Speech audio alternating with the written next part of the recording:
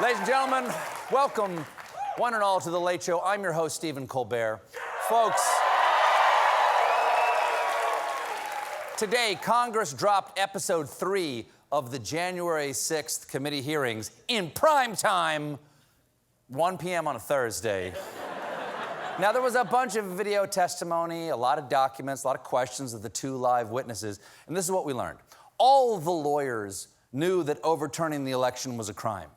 They all told each other that they knew it was a crime. They all told everybody in the White House it was a crime, including the president. They told him, sir, it's a crime. He said, thank you for clearing that up. Now let's go do that crime. Some of the crimes described today were procedural and constitutional, a little light sedition among friends. Some of them were more straightforward, like, what's the word? Trying to murder Mike Pence. And the first part of today's hearing focused on the now infamous plan to have Pence just reject Biden's electors out of hand. That was conducted by disgraced lawyer and cotton swab seeing where you're about to stick him, John Eastman. According to the committee today, Eastman knew his theory was complete BS. And to prove that, they called Pence's former lawyer and man who has no problem with the hearing part of congressional hearings, Greg Jacob. Now, Mr. Jacob recalled what he said to Eastman about a vice president being able to name who won the election. John, back in 2000, you weren't jumping up and saying Al Gore had this authority to do that. You would not want Kamala Harris to be able to exercise that kind of authority in 2024 when I hope Republicans will win the election, and I know you hope that too, John. And he said, absolutely. Al Gore did not have a basis to do it in 2000. Kamala Harris shouldn't be able to do it in 2024, but I think you should do it today. Well, it's just a classic case of do as I say, not as I coo. Then, really? Really? Okay. Then they played footage of Jacob explaining what the president knew about the crime and when he knew it. Did John Eastman ever admit, or in front of the president, that his proposal would violate the Electoral Count Act? I believe he did on the 4th. Okay, the 4th. But that's 2 whole days before the 6th. And everyone knows the president's got the memory of a goldfish who played in the NFL. You can't judge him for that. Now, I will say this about John Eastman. He was a consensus builder. Do you know if Mr. Clark or Mr. Morgan, is it Morgan, thought about that, Mr. Eastman's advice? Yeah, they thought he was crazy. I know for a fact I heard both say that his theory was crazy. I said, you're completely crazy. That was certifiably crazy. Yes. John Eastman got a rare 100% on crazy tomatoes.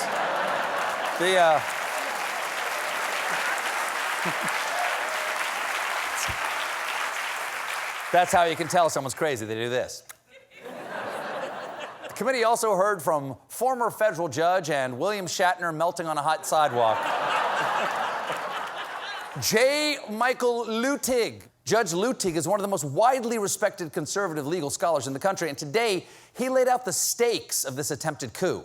The foundational truth is the rule of law. That foundational truth is, for the United States of America, the profound truth. But it's not merely the profound truth for the United States. It's also the simple truth, the simple foundational truth of the American Republic.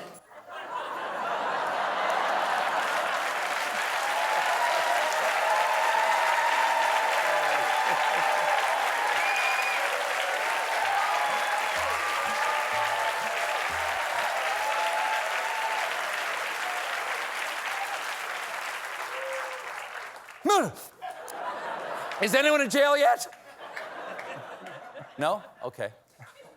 Judge Lutig was unequivocal about Eastman's plan. I would have laid my body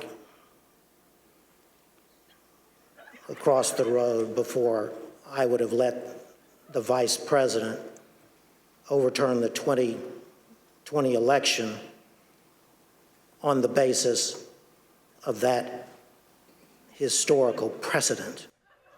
Those are brave words, but based on his energy level, I'm pretty sure he'd have laid his body down way before he got to the road.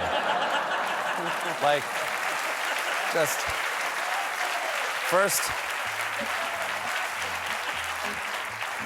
first patch of grass that he saw.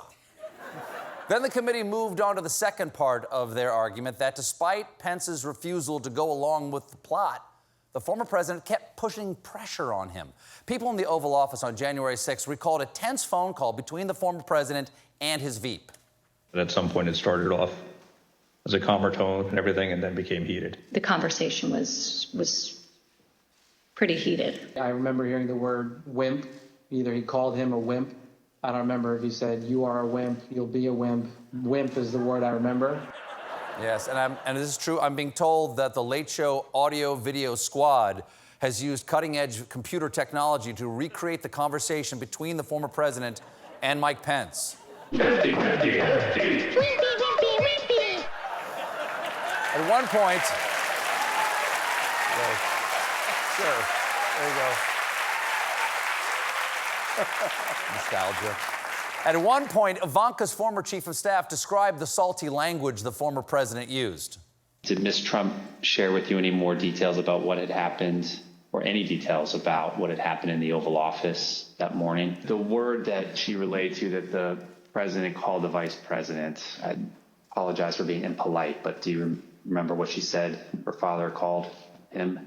The P word. The P word, platypus, pumpernickel, paprikash, I don't know. Oh, that P word. Good thing Pence wasn't in person or the president would have tried to grab him. To understand, sure, it's an oldie. It's a trip down memory lane. I know it's an old reference, but...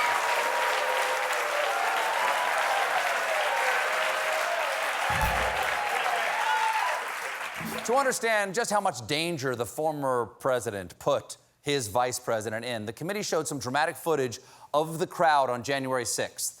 Bring him out! Bring out Pence! Bring him out! Bring out Pence!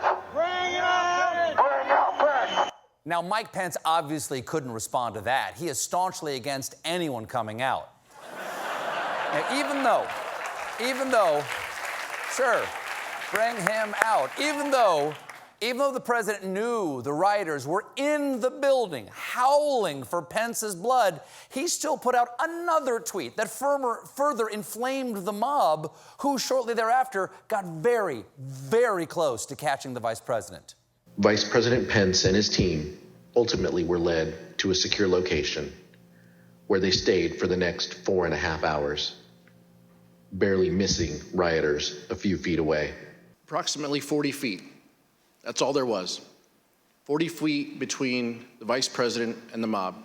40 feet. And I want to point out that 40 feet is closer than from where I'm standing to where my executive producer, Tom Purcell, is standing right now.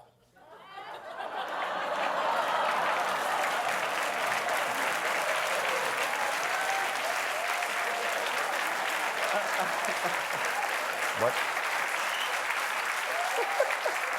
What was that?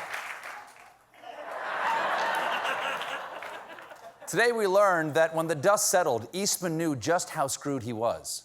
In fact, just a few days later, Dr. Eastman emailed Rudy Giuliani and requested that he be included on a list of potential recipients of a presidential pardon. Dr. Eastman's email stated, quote, "I've decided that I should be on the pardon list, if that is still in the works." Hey, y'all, it's John Eastman. What up? Listen, no biggie, but remember that pardon list y'all were talking about? I think it might be kind of fun to put my name on there, because I've been poking around in some legal books, and it turns out breaking the law is against the law. And we did try to bring down democracy and meow, meow, meow. Anyway, if it's no biggie, I totally get it, but maybe we could be cellmates, LOL, TTFN. Now,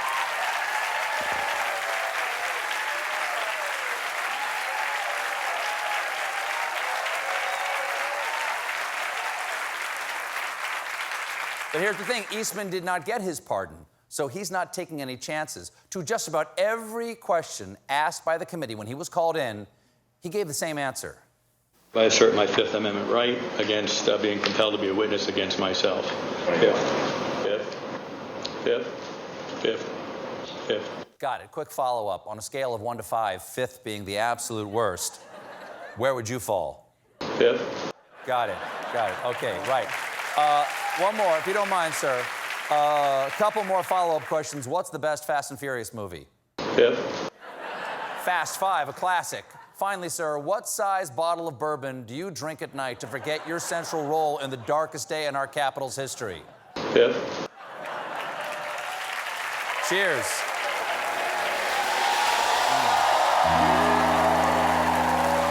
We got a great show for you tonight.